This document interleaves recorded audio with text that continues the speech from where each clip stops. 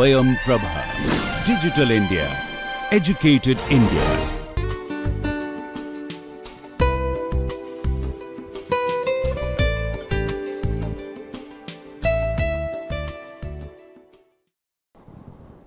Okay, so identity based encryption.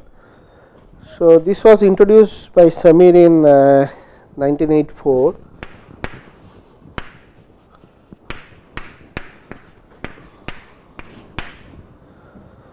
So the idea is to use the ID as a public key. So because in the public key setup, what we have many users, say Alice,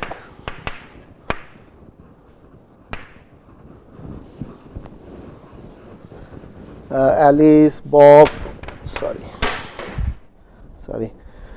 So Alice, Bob, Rob, Palas. Okay, and in a public key crypto system, so we need to have, everybody needs to have a public key private key pair. EB, sorry, ER, DR, EP, DP, and then everybody's public key should be stored somewhere,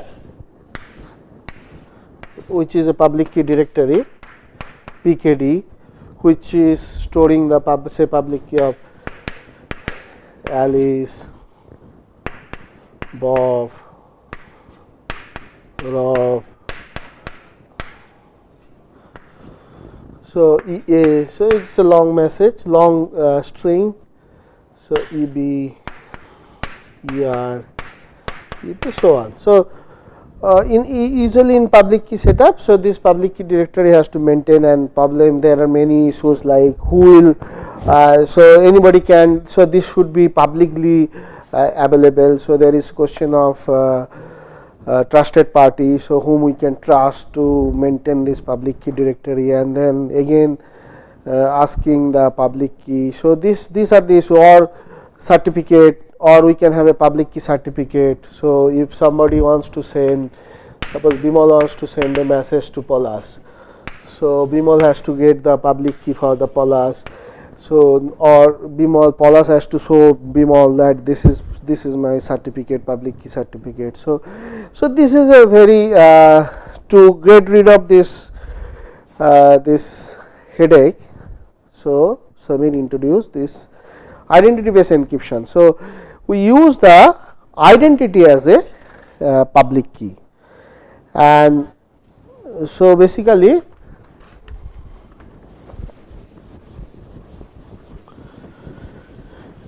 we use the identity as a public key, and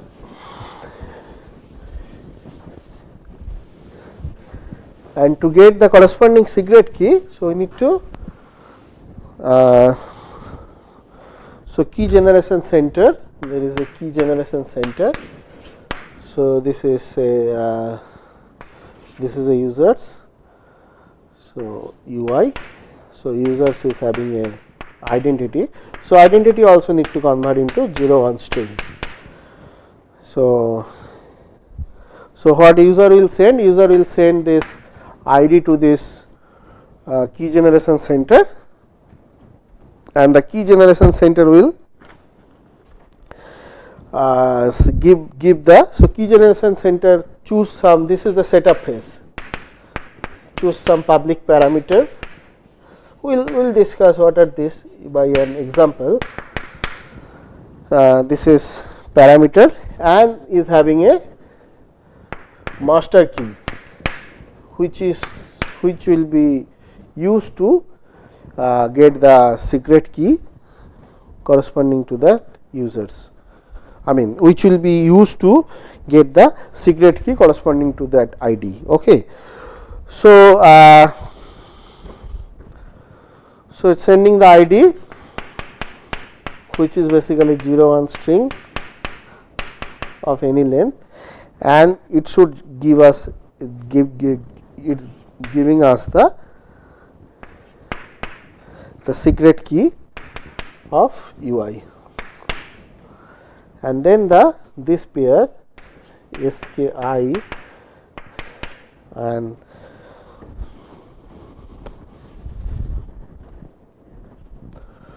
so after getting this, so SKI ID is the EI and this SKI is the DI. So this is the public key and secret key pair of this. And but when the encryption will be done, in the encryption we need to use the public parameter. This parameter set is public, but this is the master secret key of the key generation center. This is the master secret key, which will be used for generating the secret key corresponding to the ID. So basically it has this step. First step is setup phase. So steps for identity based encryption. So first one is setup phase. We should do we should run the setup phase or key generation phase. In the setup phase, we choose the parameter, the public parameter. We say it param and the master key, which is secret to this key generation center, and then the key generation, which is named as extract. We extract use the master key and the ID. So say use the master key and the ID. This is the ID of user 1, and use the master key. We should able to generate the secret key of the corresponding users. And then the third step is encryption. Encryption or encrypt. At the encryption, so now we have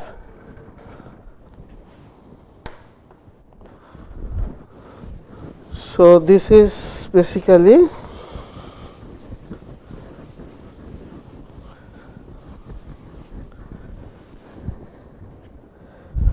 so now Alice wants to send a message to Bob. So Bob has received Bob is having his ID. So this ID could be ID of Bob. So ID could be say email ID, a unique identification number, email ID or a fingerprint. This biometric, the fingerprint could be ID of the Bob. We can use the fingerprint as a ID. Okay. So any unique identification of that person is called ID, but it has to convert into binary. So then Bob will, so this is the key generation center, which at the setup phase choose to param, this is public, and a master key which is secret. So Bob send his ID of Bob and get back the Bob DB. So this is Bob EB. So Bob EB, Bob DB. Okay. And this is now this is done. So now Bob is having the public key. Bob is having the. Now Alice can send a message to Bob using this Bob public key, which is getting from the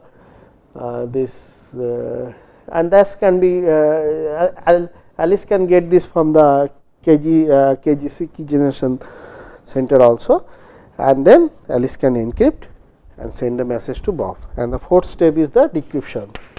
We will come to an example. A decryption. Okay. So this is to overcome that headache of certificate or the public key directory. So basically we can use the identity as a public key. Identity could be email ID, biometric, anything. Okay, let us talk about a ID based example of ID based encryption, which is by Bonnet and Franklin.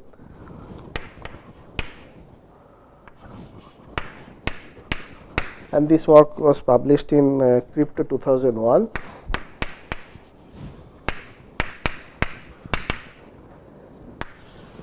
Bonnet and Franklin, identity based encryption. This is Crypto 2001. This work has published. Okay, the full paper can be from there. Okay, so it is basically used the bilinear map. So let us recall the bilinear map or bilinear pairing. So suppose we have two cyclic group G and GT, two cyclic group, multiplicative group.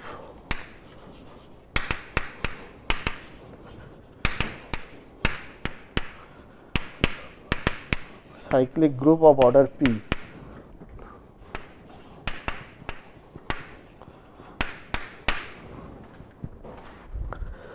So we have two groups of order P, G1 and G2, and then we defined a map E, which is for G and GT, and now we defined a map from G cross G to GT.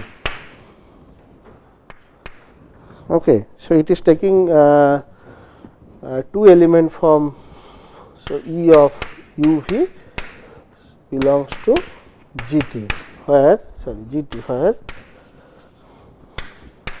UV both belongs to G. So it is basically a mapping from G cross G to GT. So we take two element from G, and then that mapping, then that will map to the element in GT. So this will be called a bilinear map if it satisfies some properties. So what are those properties?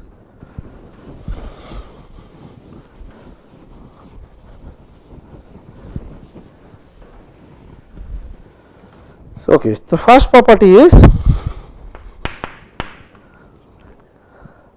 E of U to the power A, V to the power B should be equal to E of UV to the power AB, and this is true for all UV belongs to G and all AB belongs to ZP. Okay, let us understand this. So U of A means U times, U of A means U times. So this is a multiplicative group, G is a multiplicative group, and of order P. So that means if we take, so this is basically G, A times.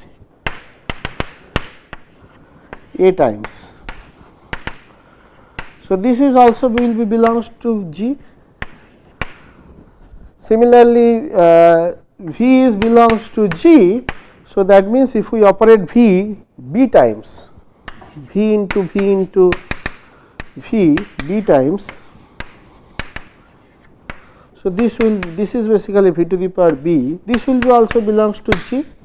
So if this two belongs to G, then we can talk about their E. I mean the map, because map is defined from G cross G to GT. Sorry.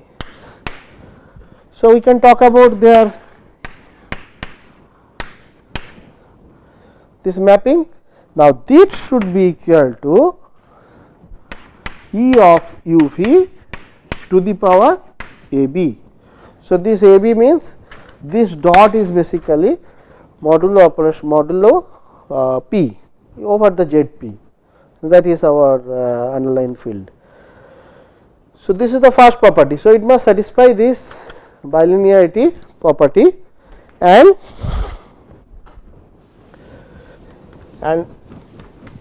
So this is the first property, and if G is a generator, then EGG should be generator of GT. So second is, if G is a generator of G, then EGG is a generator of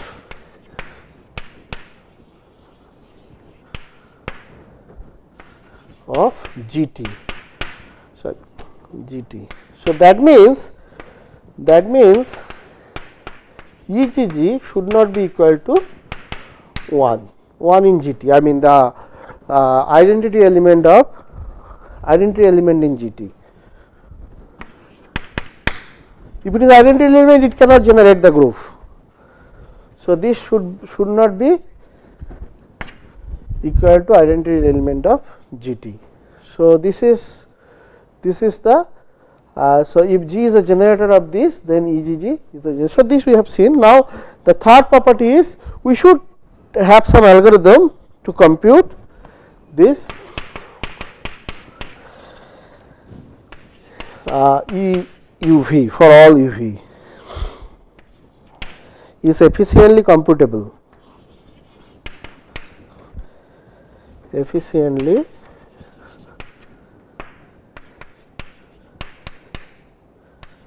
computable for all UV belongs to G cross G. Otherwise, nobody will. We should able to compute this actually. Okay, so if these properties are satisfying, then we call this is a bilinear map, and this we have used for Jokes protocol, if you remember, for key exchange, for three party key exchange in a single round. Okay, so now the example of such a map is, so this you can take a note, but this is not in our syllabus, this example. Tate pairing and well pairing. Tate pairing and well pairing from the elliptic curve.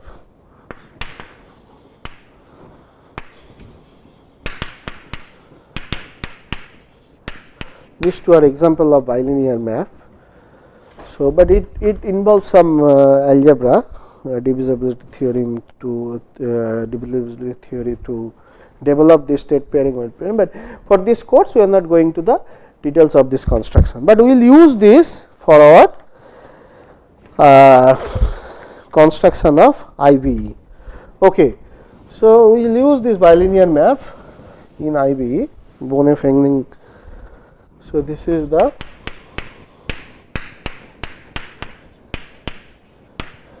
Bonnet and Fengling.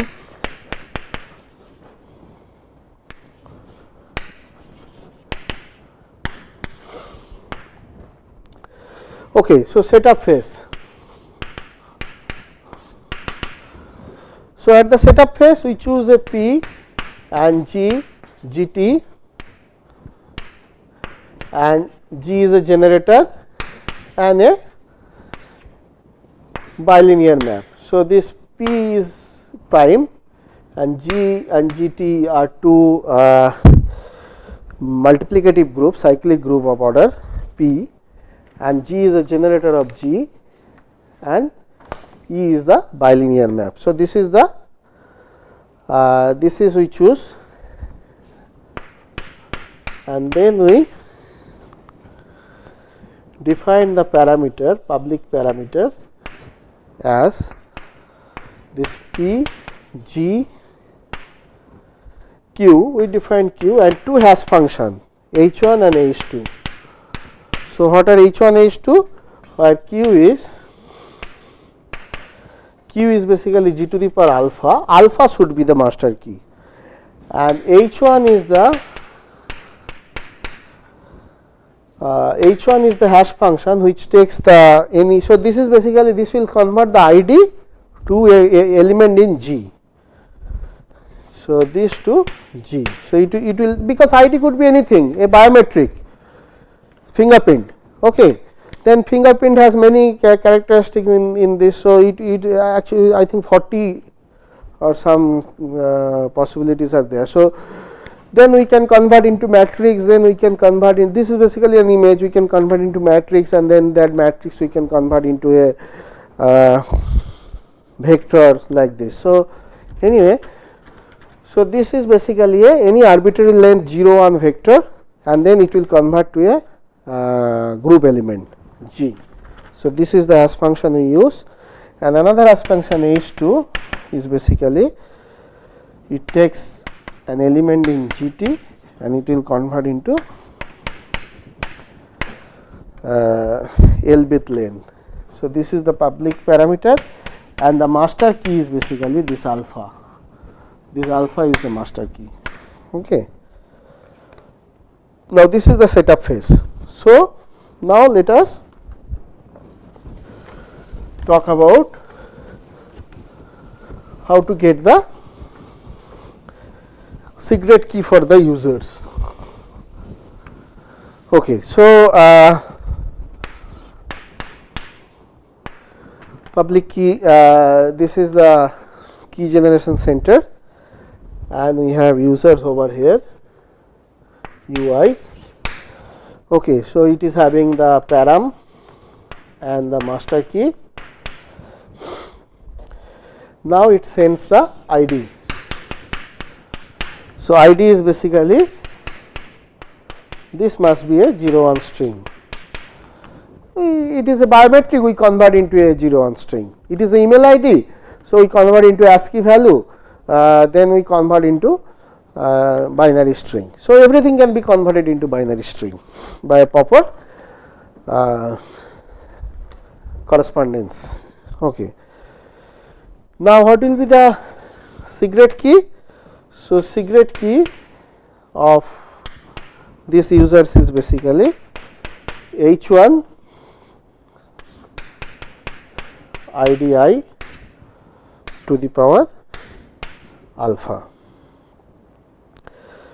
So, this is the secret key of the user. So, basically, so H1, so we take the ID. So, H1 if you remember, H1 is a from, it is take any arbitrary size length, convert to the some element in G. So, this will be the G element in G. Now, we can take to the power alpha. So, this is basically the secret key of this ID. Okay. So, now, so this is the key generation. So, we got the ID of the users. Now, how about encryption? So, through encrypt we need the public parameter.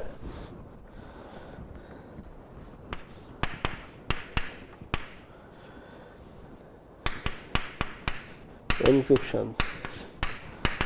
Okay. So, just recall, we need to have this public parameter is basically P comma G comma Q, which is basically G to the power alpha, H1, H2, and we have the ID, which is the public key of the users, and secret key of the users is we got from the this key generation center. Okay. So, and the message is basically a length of L bit. Okay. So, it is generate a ciphertext CT, which is have two parts, C1 and C2. It is similar to the L-gamma encryption, C1 and C2, where C1 is basically G to the power R. R is chosen randomly from ZP. So, this means randomly for ZP. Okay. And so, this is C1 and C2. Other part of the ciphertext is basically masking M XOR with H2 of E of H1 of ID. If we take the H1 of ID, it will be an element in G, and then we have Q. Q is basically G to the power R. So, this to the power R, and then after this we take the we take the H2 on this. So, H2 on this. So, this will be an element in GT, because this is basically H1 of, this is an element in G and this is an element in G. So, this will be an element in GT. So, this will be an element in GT, and then H2 will convert into again H2 is a mapping form. If you recall, H2 is basically a hash function GT to 01 to the power L, because our matches is L bit. So, we can do the XOR with this. So, this is the encryption which Alice is doing for Bob. So, Alice is sending this message to Bob. Now, how Bob will decrypt it? So, this is encryption. So, decryption is basically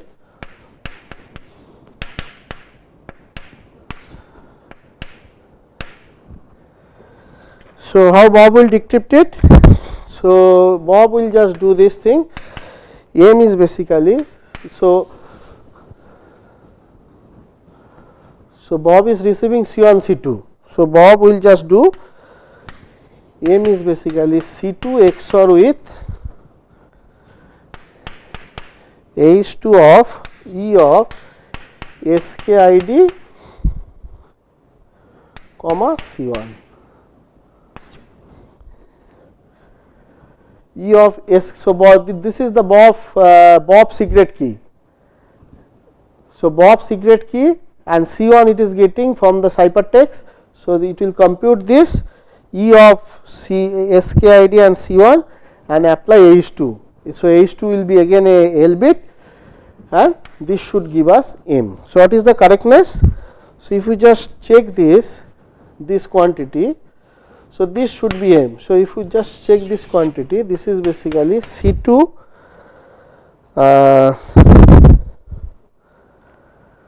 C2 is basically what? C2 is basically M XOR with this, M XOR with H2 of E of H1 of ID Q to the power R. This XOR with, we are doing H2 of E of H1 of, this is basically ID to the power alpha and G to the power R. So, this is basically M XOR with, so this term will be same. So, H2 of E of H1 ID G to the power alpha R